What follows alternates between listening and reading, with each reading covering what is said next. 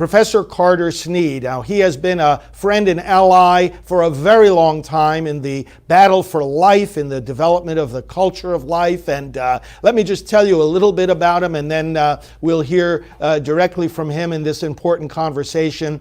He is a professor of law at the University of Notre Dame Law School, and he directs the De Nicola Center for Ethics and Culture. Now, he is a highly respected author and speaker on bioethics issues in the public square, has advised the President's Commission on Bioethics as general counsel, has testified at numerous legislative hearings, has written countless articles and commentaries, and is just a trusted source for all of us in the pro-life movement and beyond for matters of law, of bioethics. And Carter, one of the things, of course, that you also oversee is the VITA Institute, a special training institute for people in the pro-life movement. I know many people who have gone through that and have been so enriched and strengthened to carry out this battle for life.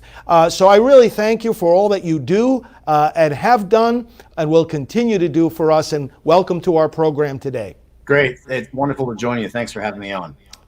Well, we wanted to talk to you today for many reasons, but the first of which, of course, that has brought you many interview requests during these days is that you are and have been a colleague of Amy Coney Barrett, who, of course, now is serving on the Seventh Circuit Court of Appeals as a federal judge and who has been nominated by President Trump for the Supreme Court. Tell us, if you would, about her, what you know, how you know her on a personal level, and what insight can you give us into Amy Coney Barrett as a woman?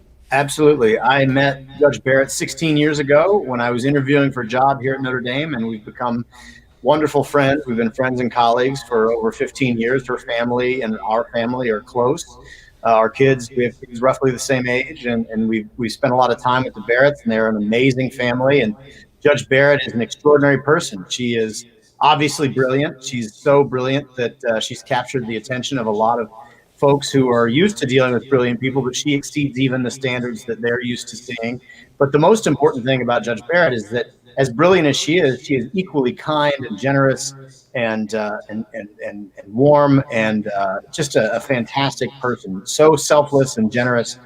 She's one of the most special people you'll ever meet in your entire life.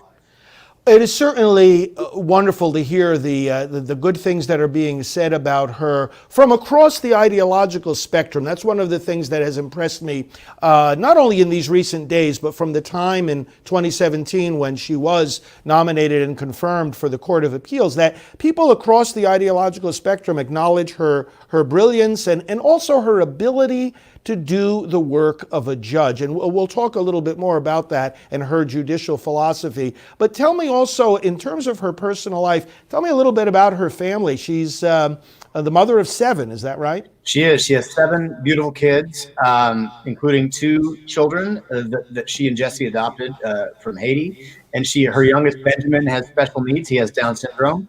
And he is the light of the whole family. As Judge Barrett said on the White House lawn, in the Rose Garden, rather, she said that Benjamin is the consensus favorite sibling among all the kids. He brings joy, and anybody who's known families with the gift of a child with Down syndrome know that it's like having an angel in your family. I mean, it's just a beautiful gift, and that's something that I think is really animates them as a family. And we used to go to the same parish. Our family moved to a little bit further outside of town.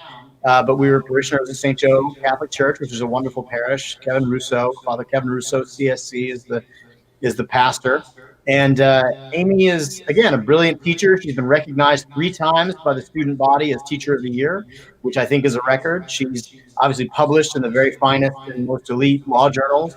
She's a respected judge. And as you said, she really commands the respect and affection of people no matter what their ideology is, which is a very rare thing in today's politics in today's country. She, of course, is a practicing Catholic, and her Catholicism has generated a lot of attention. Tell me about that aspect of her life. Is she involved in the church more than simply going to Mass? Yeah, she is involved. I mean, she was very much involved in the kids in church, and she's performed service, and it's Notre Dame law school community is a very tight knit group of folks, and we are all deeply committed to one another, both socially, and we have a lot of fun together. But we also do a lot of, I mean, even the work of the University of Notre Dame Law School itself is part of the church. I mean, we take our role as the nation's most important Catholic university, and the law school within that is we take it very seriously. That's a kind of mission that we all have to embrace and support. And the work of the law school, Judge Barrett has contributed to the work of the law school in teaching, scholarship, and service in a way that almost no one else has. Well, friends, if you're just joining us, we're talking with Professor Carter Snead, University of Notre Dame, law professor, a distinguished expert on public policy and bioethics, and a colleague and friend of Judge Amy Coney Barrett. Let's talk about a little bit this question of judicial philosophy. As you know, Carter, so many people on the left or just secular people in our culture cannot understand how a devout and practicing Catholic who embraces what the church teaches, as she does, can at the same time be objective if they are put on the federal court. We remember in her hearings 3 years ago for her confirmation, the implication, not so subtle, from the Senate Democrats that, the dogma lives loudly within you. You're a practicing Catholic, so we're not so sure, if you should be confirmed to the court. How does she view the relationship between adhering to the Catholic faith and adhering to the Constitution? Sure, it's a really wonderful question. And what I'm coming to realize in the disputes here is that basically the disagreement is about a disagreement of what a judge is supposed to be. And as you say, friends on the left make criticisms of conservative judges saying, oh, they're going to, literally people now are saying Judge Barrett will take away your health care. Well, it's not the role of a judge to take away health care or to give health care. The role of a judge is to interpret the Constitution and to interpret statutes. And it's the work of the political branches to operate at that level of public policy. I've received emails from nice people, friends, Catholics on the left, who have come to me and said, I'm worried. I understand Judge Barrett's a nice person, but I'm worried that she's going to take away our health care, or she's not going to protect immigrants, or she's not. And what I try to say is I think that reflects a fundamental misunderstanding of what a judge is supposed to do. Our government is structured in a way that the political branches are supposed to do that work, and judges are supposed to be dispassionate and objective. And as Judge Barrett has said, she is in the mold of her mentor, Justice Scalia, a faithful Catholic, but also one who regarded his job as to single-mindedly focus on the question of what the original understanding of the Constitution is, originally understood at the time of its ratification, because that's what a Constitution is. It's supposed to be a bulwark against political whims and changes. It's the political branches at the statutory level that can make changes, but it's supposed to be hard to change a Constitution. It defines our government. It sets forth the structures, puts them in place. And Judge Barrett is committed to that vision of being a judge, and she testified under oath in 2017, and she reaffirmed this again in her remarks in the Rose Garden, that she believes that it's the role of a judge to table all of their personal views, all of their ideology, all of their political preferences, all of their policy preferences, and all of their religious views, and do the work of a judge. Because if a judge is just another politician, we should just add 9 seats to the Senate and get rid of the Supreme Court. Right. Well, I remember you mentioned Justice Scalia, for whom she clerked, and I remember being in a room at the Supreme Court with a group that we had brought to hear a talk from him years ago. And I'll never forget one of the gentlemen in the group who asked him a question about Roe versus Wade and abortion policy. Part of his answer was, you want to change policy on abortion. And then he looked out the window and he pointed his finger. He says, you go to the building across the street. You go to the Congress. They make the laws. Don't look to me. I'm not supposed to be changing public policy. And I noticed Kamala Harris the other day saying, specifically about Roe v. Wade, oh, a Justice Barrett would undo the work of Justice Ginsburg and take away the woman's right to choose abortion. And, oh, this is terrible. And again, just like you're saying, this represents such a profound and erroneous misunderstanding of the role of the courts. And it looks like, we know President Trump has been putting judges onto the federal courts and looking for judges who say, no, that's not our role. Our role is to judge cases in the light of the Constitution and the laws as they are written. How does her judicial decisions so far, she's been serving on the federal courts already in the Seventh Circuit. Can you tell us something about what her decisions have been so far, or maybe articles that she has written in the past, convey this proper understanding of the court? Absolutely. No, as a scholar, she has written about this. There's a wonderful piece in the Texas Law Review about the role of stare decisis and originalism. There's a shorter, less detailed piece in the Notre Dame Law Review in 2017 about originalism and stare decisis and all the different complexities that one has to consider as a justice on the court. And it's largely a retrospective on Justice Scalia and his approach, but it does include insights into her own thinking about stare decisis and its relationship to originalism. Because what you have between stare decisis, for your viewers who don't know, I bet a lot of them do know, but for those who don't, is a prudential doctrine that applies to judges and justices that invites them but doesn't require them to consider the practical consequences of overturning an erroneous prior precedent. Okay. And when people watch the hearings that will happen starting October 12th, there's going to be a lot of discussion, a lot of questions to Justice Barrett about stare decisis, because defenders of Roe v. Wade, in some ways, it seems to me at least, have given up on the proposition that the 14th Amendment actually is originally understood or it has anything to do with abortion at all. Mm-hmm. And they've stopped defending Roe v. Wade and Planned Parenthood versus Casey as a constitutional matter, and they've shifted gears to focus on the question of stare decisis, which would, and their argument is something like this. They say, well, even if it was wrongly decided in the first instance, wouldn't it be so disruptive to undo Roe and Casey? Wouldn't it disrupt the reliance interests of women who have built their lives around the right to abortion? Wouldn't it result in doctrinal instability? And that's the tension, right? The tension between the rule of law and fidelity to the Constitution on the one hand versus practical considerations about the social consequences and the doctrinal consequences of undoing prior precedents. And I think Judge Barrett has written on these questions, and folks should have a look. And what I think those writings show is what you have is a judge that really appreciates the complexity of that relationship. The judge that really appreciates all of the nuances and all of the questions that one has to ask, and also a judge that recognizes that there are other sources of stability available to a judge besides stare decisis. It's not the only source of stability that have to do with some pretty technical doctrinal principles. But what I see is an unbelievably careful person, a thoughtful person, an open-minded person, a wise person. And those are the virtues of a judge. That's what you want in a judge and justice of the Supreme Court. And the fact that she's such an extraordinary human being makes it really the perfect pick. I can't think of a better appointment to the U.S. Supreme Court in my lifetime or perhaps ever. It really is exciting. Of course, her name has been on President Trump's list, and he deserves praise for that kind of transparency that he has introduced into the nomination process. It's like, hey, if you don't like the kind of judges I would nominate, don't vote for me. Right. Here it is, laying out right in the open.